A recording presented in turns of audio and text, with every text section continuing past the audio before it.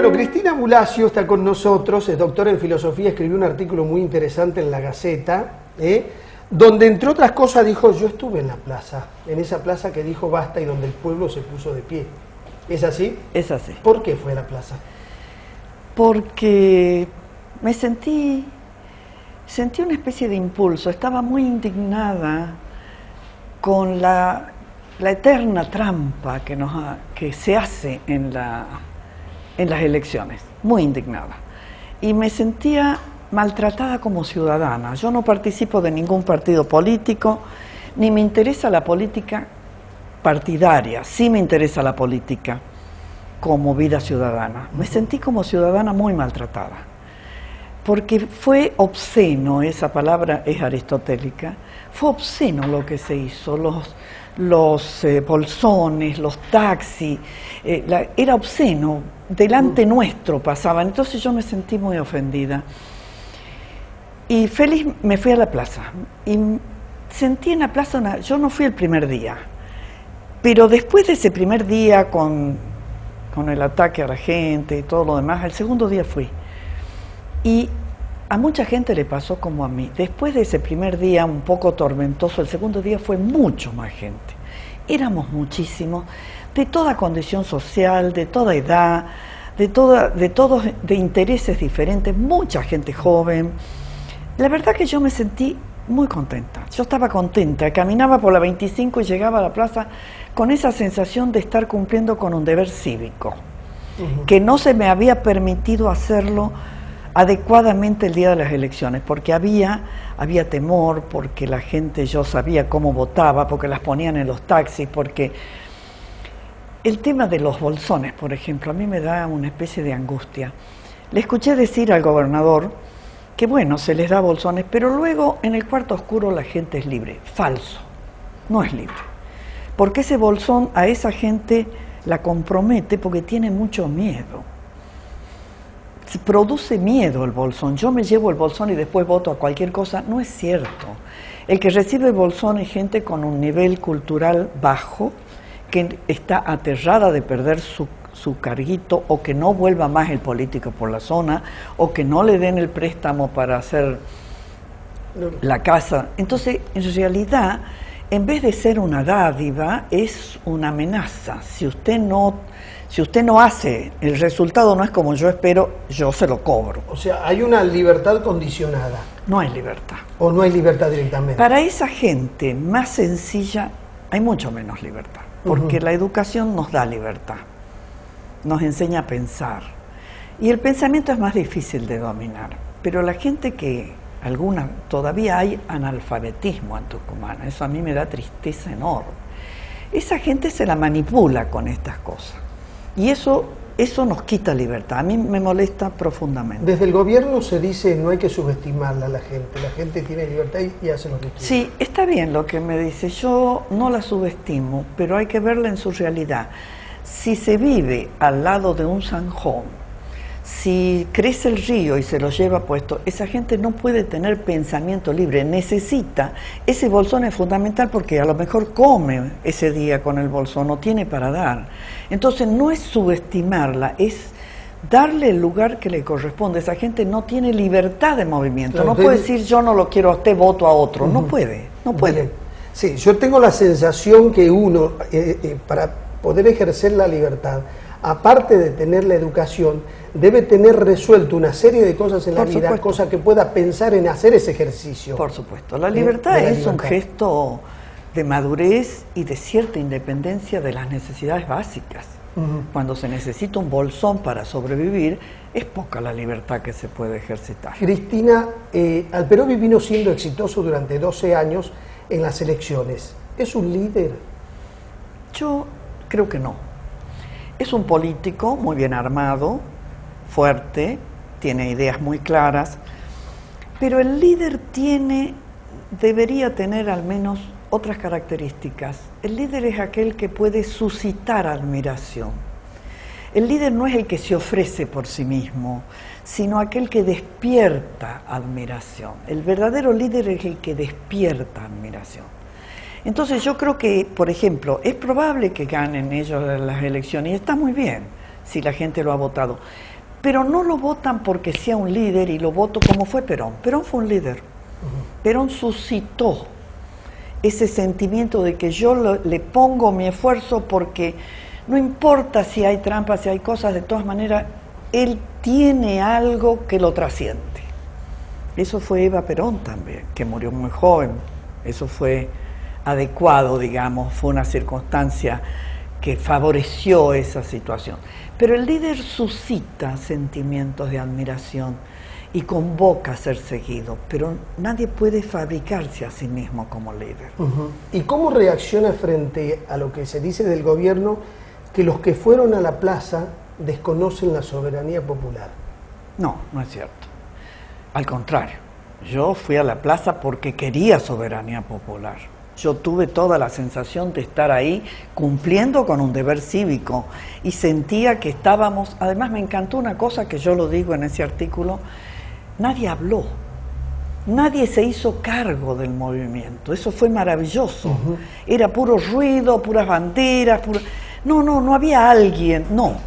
O sea, se mantuvo todos. La horizontalidad. Esa palabra es tan difícil, la democracia por eso es difícil porque es horizontal.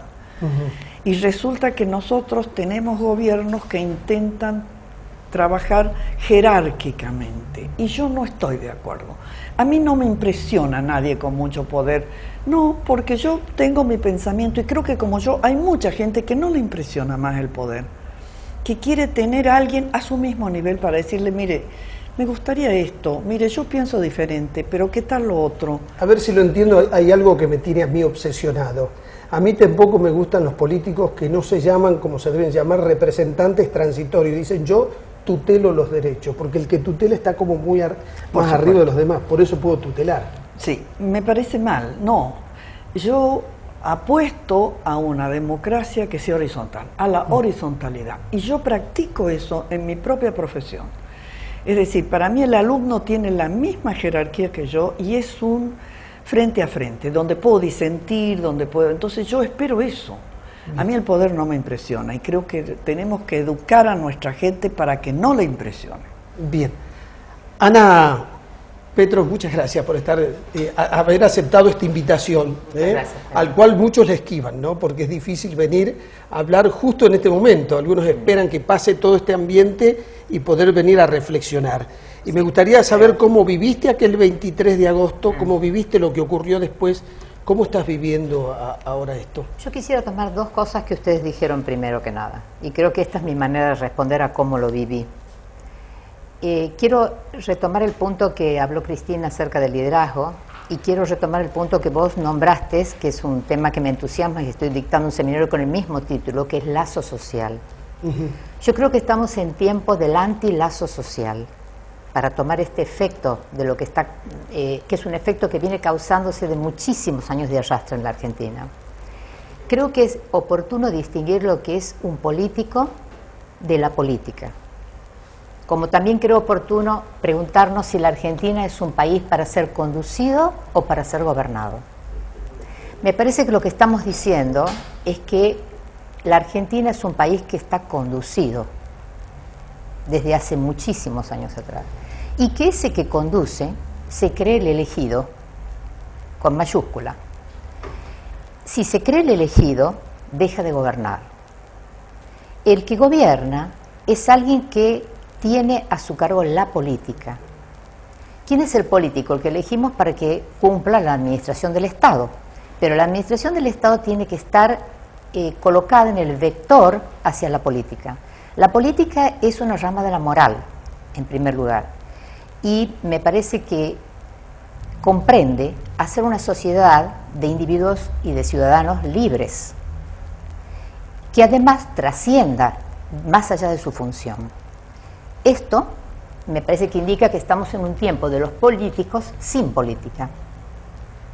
Entonces, por eso digo que no hay lazo social. El lazo social debe ser del político enlazado a la política, que implica al ciudadano.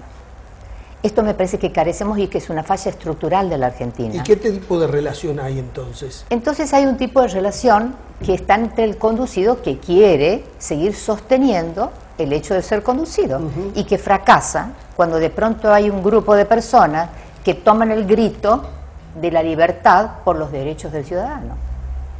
Ahí entonces la plataforma tambalea. Y no es el caso solamente del Perú, es el caso, me parece, de muchos gobernantes y presidentes argentinos. ¿Vos lo que estás diciendo que hay un cierto temor a hacer un ejercicio de la libertad?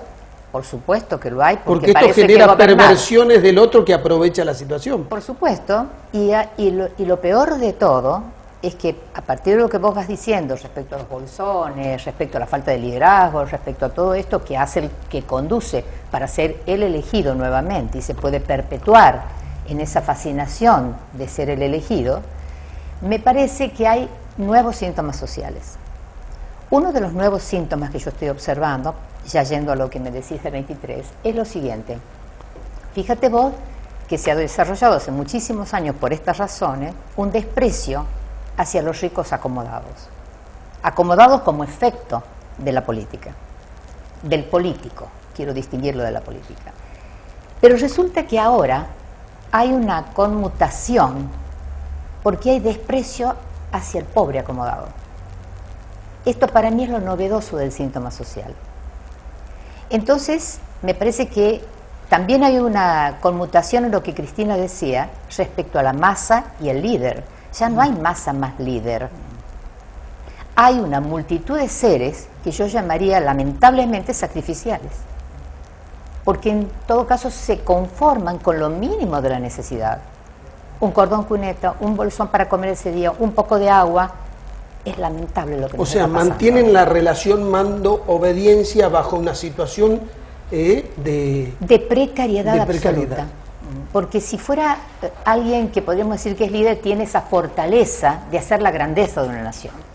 No nos olvidemos que Hitler, que sí era un líder para una masa, pero una masa que tenía ideales, tenía los ideales de la grandeza de la nación, equivocados, funestos, lo peor del siglo XX, coincidimos, pero en realidad tenía la grandeza de ser una gran nación. Yo no creo que nosotros tengamos la grandeza de los ideales de la grandeza de una nación, sino que hay esas precariedades que se van dando para conformar a esto que yo llamo la multiplicación de seres sacrificiales. Para abonar lo que vos decís, te quiero hacer un comentario. Encuentro mucha gente que cuando yo le planteo que hay que salir de esta situación, me dice que estoy haciendo un ejercicio en vano de soñar, de tener utopía y de creer que esto se puede superar. Como que esto es definitivamente así y que yo voy a tener un malestar permanente porque esto no va a cambiar. No, mira, yo creo que también hay personas que piensan así como efecto de lo que sucede, porque cuando vos te encontrás con la mismidad, sentís que has tocado la piedra inamovible. Y eso causa una decepción profunda, que es uno de los sentimientos más peligrosos que experimenta el ser humano. Cuando se experimenta la decepción, puede ocurrir la depresión, la enfermedad y la muerte. No es un hecho nuevo esto que te estoy diciendo, lo experimentamos los psicoanalistas a menudo. Entonces, lo que vos estás diciendo para mí es lo que yo llamo la esperanza que emerge de la grieta que produce la decepción. ¿Qué sucede con eso? Hay gente que dice, yo no voy a la plaza porque en realidad este no es ya mi tiempo, lo dejo para los jóvenes. ¿Cómo leo eso yo? Donde está la grieta de la decepción, hacen emerger la esperanza y la destinan a algún lugar para que se preserve, para que se salve. Por eso creo que en la plaza había tantos jóvenes. Y esto me parece un hecho maravilloso que ha sucedido. Bien, Cristina.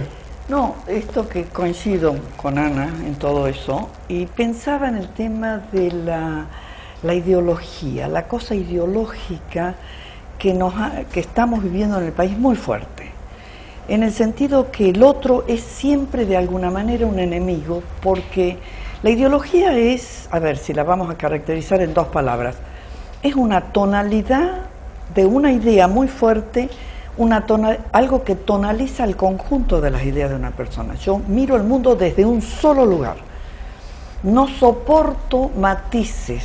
La ideología unifica una idea en una cabecita y no permite matices y no permite el diálogo. Y eso es lo que está pasando. A continuación de ese artículo mío, me llegó por Facebook inmediatamente comentarios terribles de decir, ¿y esta señora qué piensa? ¿Dónde estaba cuando el proceso militar? No tenía nada que ver con lo que yo decía. Pero yo, Cristina, tengo otra sensación. A ver, cuando planteamos esto y estamos haciendo en estos momentos este programa, que estamos representando a una minoría. Yo espero, a ver, yo tengo sueño, mis sueños son que la gente pueda madurar, que esos jóvenes puedan madurar, porque ese día lo que yo vi era una exigencia de pedir ser mirados, una exigencia, yo estoy acá y quiero que se me respete, yo pienso diferente, pero no importa, yo no pienso por este o por aquel, quiero que se me mire a mí, que se me respete como persona y no que se tome simplemente ese uso desmedido de poder.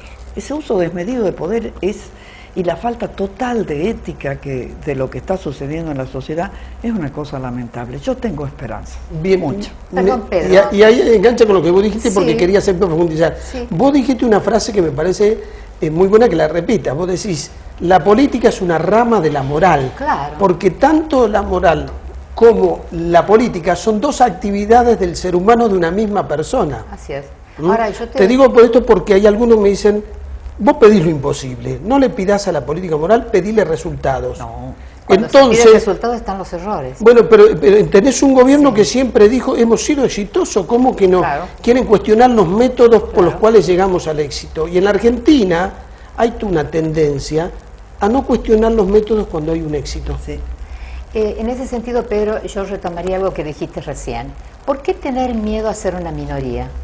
No, yo no tengo miedo, ¿eh? Pero ¿por qué pensar que eso es insuficiente? Ajá. Vos dijiste Bien. recién, vamos a quedar en una minoría. ¿Cuándo el mundo se cambió por la mayoría? Nunca. Nunca. Las minorías movieron el mundo y le dan progreso. El problema es que cuando hagan un cambio las minorías queden solamente para las minorías como beneficiarios. Ujú. Este es el problema. Bien.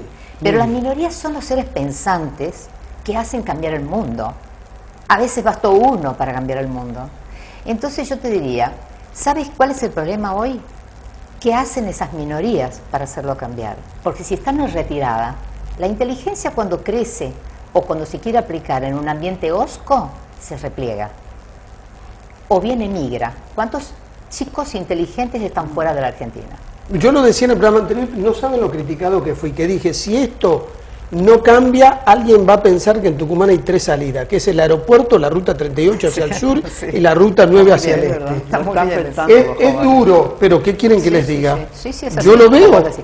Pero entonces esa minoría que es inteligente debe estar a la hora en que es llamada, en estos momentos, este grito de libertad y de derechos de la sociedad, de los derechos del presentes. ciudadano, es lo que está diciendo que hay esa minoría que está ahí, porque no es todo Tucumán. Es una minoría que pide otra forma de vida. Una Y cosa esto es interesante también es esto, Bueno, y ahí continuando terminamos. Sí. 2 segundos, es esto de la ética, ¿no? Lo que vos decías, Ana, lo que pasa es que tanto la política como la ética son actividades. Claro. Se confunde la ética filosófica, la ética filosófica significa una teoría filosófica, pero la actividad ética en una sociedad es una actividad. Es una conducta ética y la política, si no tiene ética, está absolutamente desvirtuada, que es lo que nos está pasando. Bueno, yo les agradezco infinitamente que hayan venido. Claro. A vos, Mabel, te vamos a volver a convocar para que nos contés todo lo que estás organizando Bueno, y la importancia que cómo tiene no. lo que estás organizando para la dinámica social en la que vivimos. Cómo no, muchísimas gracias por la invitación, Pedro, y por el diálogo con Cristina, me parece que Para mí fue un lujo. interesante. Muchas gracias. Gracias. Ya volvemos.